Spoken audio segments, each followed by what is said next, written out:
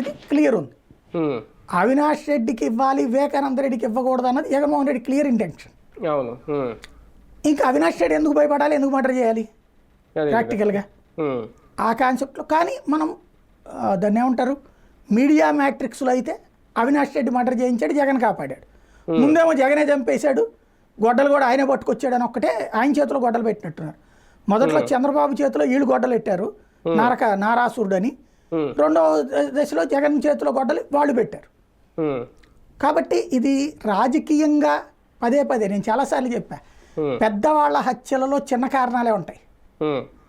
అవి ఇప్పుడు for example అమ్మాయి శశి థరూర్ అవును. కేసు ఒకటి ఉంది. ఉమ్. ముందు సునంద పుష్కర్ అవును. అవును. తను ఉన్నటువంటి హోటల్లోనే చనిపోయింది. ముందు ఇట్లాగే రకరకాలు నడిచింది. ఏం తేలింది ఫైనల్గా? ఉమ్.